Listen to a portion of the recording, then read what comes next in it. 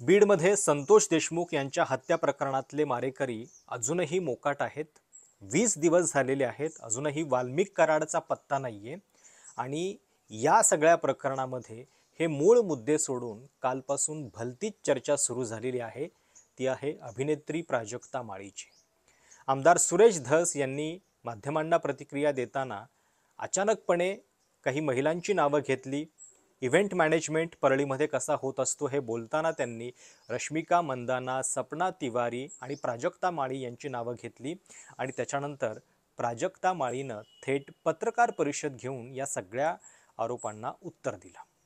आता खरं तर प्रकरण मूळ जे आहे ते मस्साजोगचं इतकं गंभीर आहे, त्याच्यामध्ये संतोष देशमुख यांची ज्या क्रूरतेनं हत्या झाली, या सगळ्या प्रकरणामध्ये खंडणी, वसुली आणि राजकीय संस्कृती आणि गुन्हेगारी यांचे संबंध या सगळ्या प्रकारांच्या बद्दल बोलणं आवश्यक आहे। वाल्मिक कराडला धडा शिकवणं आवश्यक आहे, पण त्याच्याऐवजी चर्चा घसरते आहे ती प्राजक्ता माळीबद्दल। आता त्याच्यातही काही प्रश्न आहेत, म्हणजे प्राजक्ता माळीचा हा विषय सुरेश धस बोलले म्हणून सुरू झाला नाही। काल पत्रकार परिषदेमध्ये सुद्धा प्राजक्ता माळीने त्याचा उल्लेख केलेला होता। ती असं म्हणाली की हा विषय कालचा नाहीये, तर तो 1.5 महिन्यांपूर्वी सुरू झालेला आहे। काय झालं होतं 1.5 महिन्यांपूर्वी? तर करुणा मुंडे ज्या धनंजय मुंडे यांच्या पहिल्या पत्नी असल्याचं सांगत असतात, त्यांच्यापासून त्यांना मुलं देखील आहेत, त्या करुणा मुंडेंनी एक व्हिडिओ केलेला होता आणि त्या व्हिडिओमध्ये प्राजक्ता माळी यांचं नाव घेतलं होतं। ते वेगळ्या अर्थानं होतं।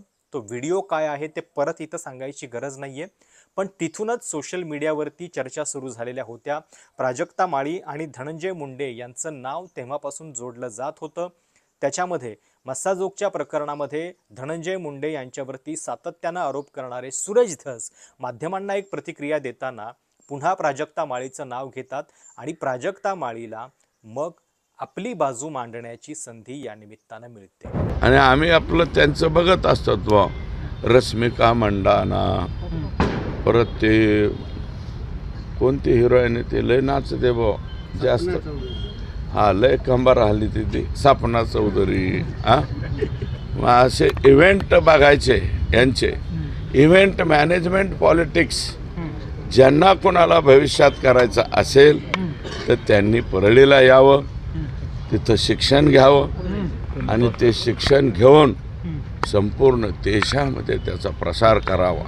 सपना चौधरी, रश्मिका मंदाना, अजून काय माझ्या नवीन प्राजक्ता माळी, हा प्राजक्ता माळी सुद्धा आमच्या इकडे येतात वाटतं बरं का। हे सगळं जर काही बघायचं असेल तर चित्रपट नवीन कोणाला काढायचा असेल तर अशा मोठ्या ज्या विभूती आहेत, विभूती म्हणतो मी, अशा मोठ्या विभूती त्यांच्या तारखा, त्यांच्या डेट्स कशा कशा पद्धतीने मिळतात, काय होतात। प्राजक्ता ताईसुद्धा आमच्या इथं येतात, त्या पण आलत्या का इथं? हां, तर याच्यासाठी जर अतिशय जवळचा पत्ता तुम्हाला सापडायचा असेल तर तो आमच्या परळी पॅटर्न जो आहे, परळीचा हाही एक पॅटर्न आहे। कारण करुणा मुंडेंच्या आरोपावरती ती थेट बोलू शकली नसती, कारण एक वाह्यात व्हिडिओ, वाह्यात कमेंट होती ती, त्याच्यावरती बोलणं म्हणजे एक प्रकारे चिखलात स्वतःच उतरण्यासारखं होतं। पण ज्यावेळी एखादा लोकप्रतिनिधी, एखादा आमदार सार्वजनिकरित्या बोलतो त्यावेळी मात्र त्याला उत्तर देणं भाग पडतं आणि त्यामुळं प्राजक्ता माळीनं शेवटी ती पत्रकार परिषद घेतली। हा एक बेसिक प्रश्न आहे सुरेश धस साहेबांना। तुम्ही एक राजकारणी आहात, आम्ही एक कलाकार आहोत।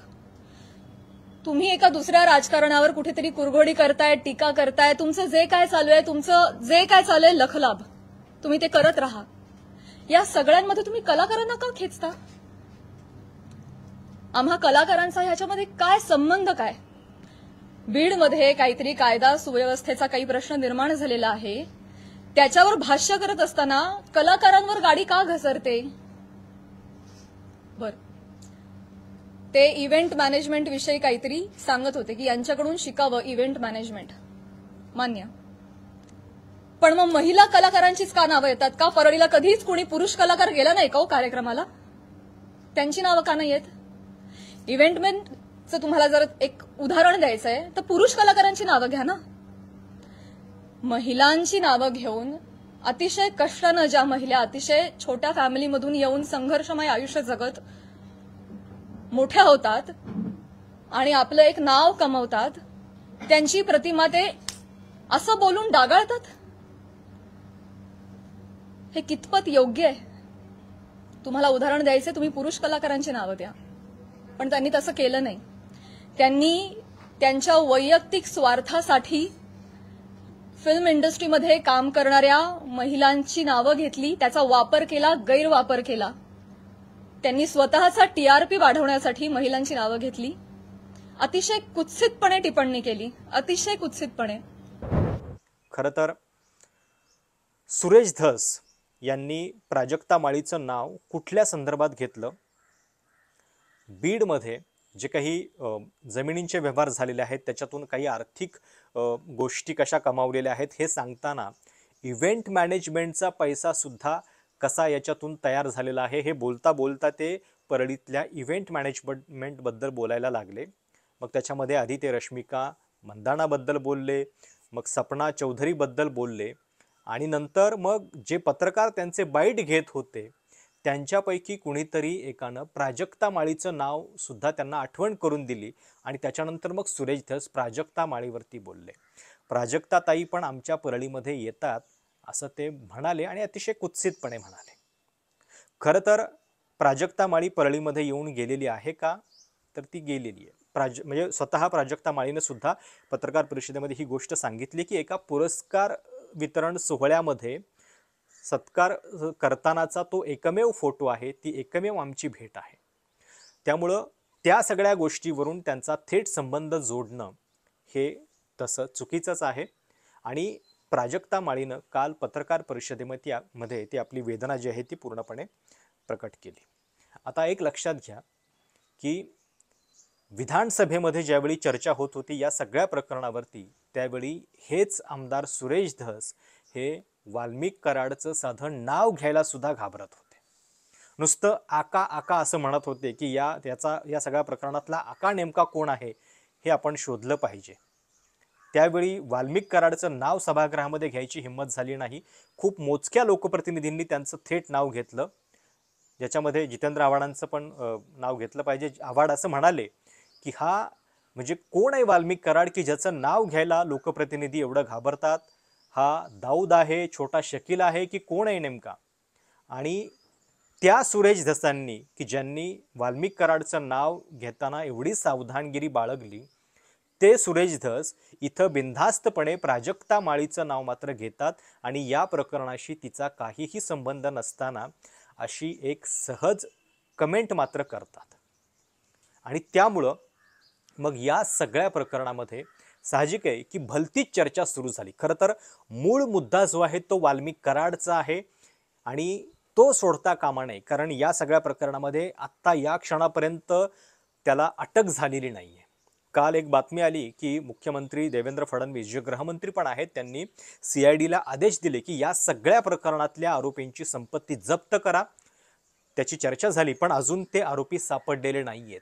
जो आरोपी एखाद्या नेत्याच्या अवतीभोवती इतका वावरत असतो, इतकी त्याची उठबस असते, तो पोलिसांना सापडत नाही इतके दिवस, याच्यावरती विश्वास ठेवणं अवघड आहे.